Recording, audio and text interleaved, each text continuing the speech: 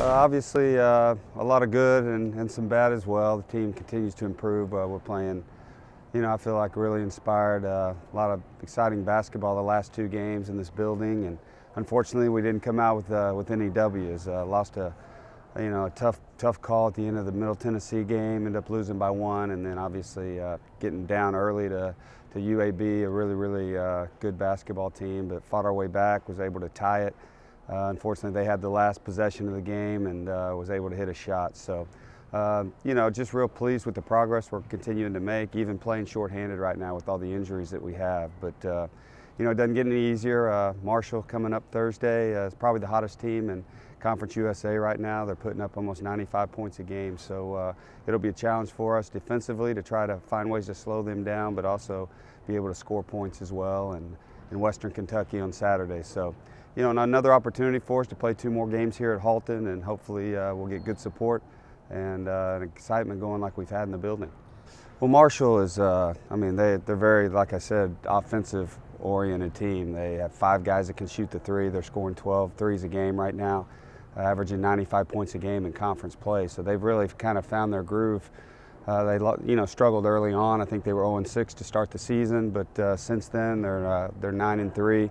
And really playing good basketball. They have one of the best players in the league with James Kelly at the 4 spot. He can really shoot the ball. He's a tough mismatch. Right now he's averaging 25 and 11 in league play. So he's definitely one of the better players in the league, and it'll be a tough matchup for us there. And we're going to have to guard their shooters. They got them all over the floor. They spread the floor. And so we're going to have to do a good job getting back in transition against them as well. Western Kentucky is a team that's coming in. Probably a little disappointed in the start of their season. I think early on they were picked as a team that, might be up in the upper echelon. So they're definitely capable. They haven't quite hit their stride yet. So, they're coming in. Obviously their best player is an inside player as well for them. And they're a team that they're going to be well coached. They're year in year out a competitor in this league, and so we're going to have to be ready for them. Well, no question. Anytime a team's struggling, they're looking to, we know that feeling ourselves. We're playing hard. We're right there. It just hasn't gone our way. So you're waiting, and hoping for that one win or two that turns the corner for you and get headed in the right direction. It does. Curran's continue to grow as a player. Obviously, he had a big offensive night the other night against UAB, but I think it's really started with it started with the injuries. Unfortunately, there's always good and bad. Guys go down, but then other guys get opportunity. And Curran's, he's getting a lot more minutes right now than he was getting earlier in the season because of our rotation, and he's taking advantage of it. Well, I don't worry about our young guys as much. They're young, a lot of energy. They should be able to go all day. Joseph is the guy that I worry about the most.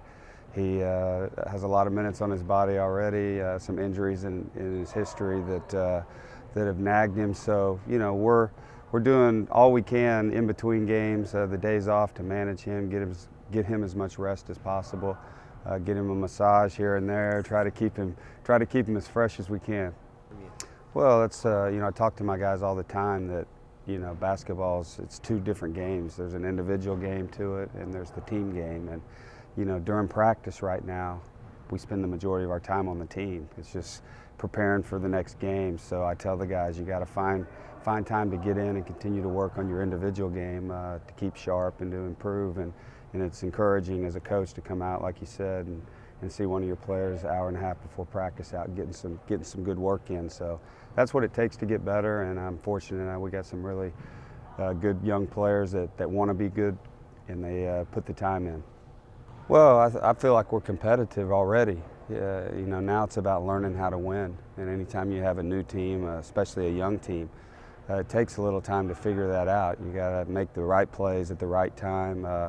Somebody's got to step up and make winning plays at the end of a game.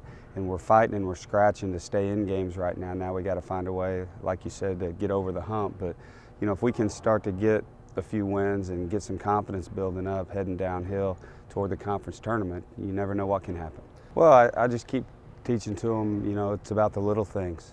2-point game, lose by 1 or 2, you can say, well, they hit a big shot at the end, but a lot of times it was maybe the 5 or 6 things you messed up in the first half. It's the little things, cutting down on our mistakes, our breakdowns, either on the defensive end of the floor or not executing on the offensive end of the floor. And I think we're continuing to improve, and we're minimizing those mistakes, but there's still enough in there to keep us from winning games. And so as we continue to grow as a team, the more we can minimize those mistakes and execute what we're trying to do, I think the better chance we'll have to win games.